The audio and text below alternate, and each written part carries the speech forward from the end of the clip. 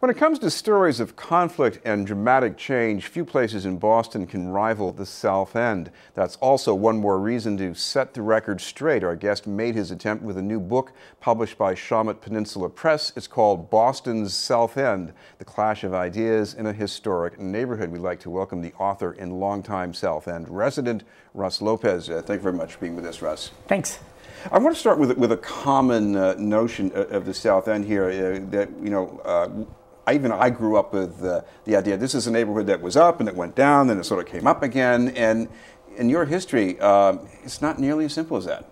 Yeah, I think that's, there's sort of a common narrative that everybody sort of says started off as this great neighborhood and then it crashed, and for 100 years it was one of degradation and torment almost, and then it came back because of all these people coming back in the 60s, and it was never like that. It was always a place that was in flux, with people on the way up, people on the way down, and people really striving for something better in their lives. Of course, they weren't just living cheek by jowl here. You had efforts to connect one element of the population with another. The settlement house movement is one example of that. Talk about that chemistry, or even karma in the South End.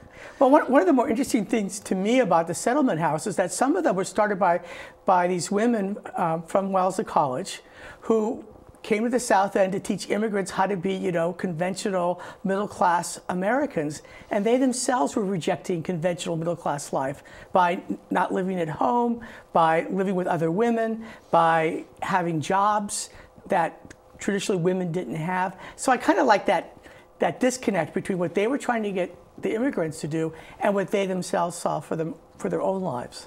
Because one of the things I reacted to most strongly in this book was about the people who were displaced. I mean, the scale of that, and I guess how little the people responsible for that were doing. Yeah, I try not to demonize anybody in the book, but you start feeling so bad for the folks who were pushed out. It was just, they were helpless. It was a different era. They had no political voice. They were just sort of in the way of other folks, and it's just heartbreaking. Well, one of the things that was struck out in relief for me was the Boston Redevelopment Authority. I know they've been demonized for a long time by many people, but when you consider that they didn't even bother to figure out what the effect was going to be on other neighborhoods or where these people were going to go. I mean, they were displacing people from Roxbury and saying, "Oh, we're going to put them in the South End." They were taking people from the South End and saying, "We're going to put them in Roxbury." I mean, it never happened. Yeah, it's really inconceivable. I went back to Ed Logue, who was head of the BRA, to his archives at Yale, and I kept trying to find the man behind the memos and underneath to see what he was thinking, and I don't think he had any kind of self-awareness. I don't think he had any kind of empathy for these other folks. Because there's nothing in there. There's nothing that sort of says, "Oh my gosh, Mrs. So-and-so is going to be displaced, and she's going to lose a part of her life." It was just in the way. Well, we'll set the context for urban renewal in the South End, because this is the mid-1960s. The city wiped out a section of the South End, the New York streets, and people were not impressed with that as an economic growth engine, and people were not very happy about what happened to the West End. So why go further with the South End? Well, Ed Logue came in with a mandate from Mayor Collins to completely redo the city. And people were actually desperate in those days. There had been a decline in Boston since really World War I, and they had tried these early urban renewal efforts, the West End, New York streets, Castle Square area. Those had failed. And so here was this man who was thought to have redone New Haven, and we could get him into Boston and pay him $30,000 a year, which was more than the mayor made, and he could maybe save the city. But you think about it, almost everything he did had to be redone. The Prudential Center had a vast remake. No one likes Government Center.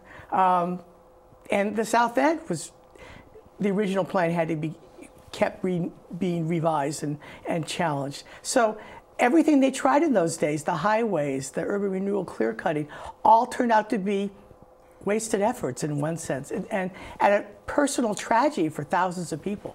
Well, what I was intrigued is how much that was steered by a government agency, because I know there was an evolution of the plan. Instead of wiping everything out, there would be rehabilitation.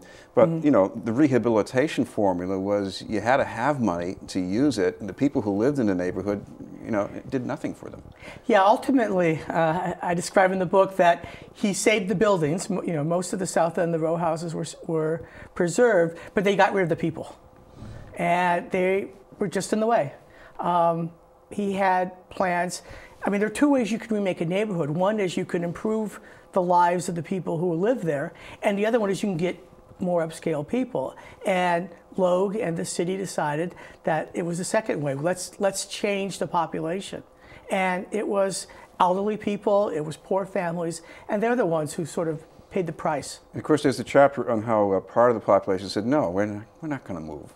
Via Victoria, talk about that. Well, you know, there were several major efforts. There was Via Victoria, there was a group of tenants in Tent City too, yeah. Yeah, Tent City and a scattered site. And I think that's also very much part of the history of the neighborhood and the strength of the neighborhood. These people eventually realized what was happening to them, and they fought back. And they sort of changed the South End. And the South End would not be as nice a place and as gracious a place to live without Tent City, without Via Victoria, without the scattered site TDC buildings. It really made the neighborhood what it was, and it was because folks said, enough, we're not going to be pushed out. We have a different vision, and this is what I meant with the subtitle of the book, A Clash of Ideas, that they had a different idea. Rather than remake a neighborhood by pushing people out, we could remake our neighborhood by empowering tenants to build their own housing, to renovate their own housing, and to create their own places to live. Well, in this conflict, there were some gains for needy populations, and there were gains for people who could take very good care of themselves. But talk about the vanishing middle. You know, that's actually one of the newer pieces, and one of the more interesting things I found was that there were three waves of gentrification. The first wave pushed out the very poorest people with a range of folks. You could have a hairdresser, a waiter, people who didn't have a lot of money but were very sort of lower middle class, and they could afford to move into the South End. In fact, that was one of the few places they could afford to live. Then, starting around 1980, there was condominium conversion, and it was a little bit higher end, but still middle class. If you had the median Massachusetts income in the 1980s, you could afford to live in the South End and buy a condo. You couldn't afford if you were a sort of a waiter because you couldn't get a mortgage, so those folks left. And that was the second wave. But since about 1995, there's been a third wave of very wealthy people. I remember, and I didn't put it in the book, but I remember when people were waiting for the first $1 million sale in the South End. I think it happened on West Canton Street. And when it happened, everybody was so excited. Well, now you can get a floor-through condo that will cost $1 million. And that's not what any middle-class family or person can afford. You really have to be, if not in the 1%, certainly in the upper 5% of income. And that's pushing people out. And one of the effects is that you see, even though there's been a tremendous amount of construction in the South End in the last 10, 15 years, particularly along where the Herald site was, and that for the further part out along Harrison and Washington Street, the number of occupied housing units dropped. Because people will buy something and they're very wealthy, they don't have to live there. They just sort of, okay, I now have a city residence. I'll live there for a couple of months a year, but my primary residence is Florida or New York or in another country. And so the number of occupied units is falling. And that, to me, is a whole new thing. And I worry about the effects.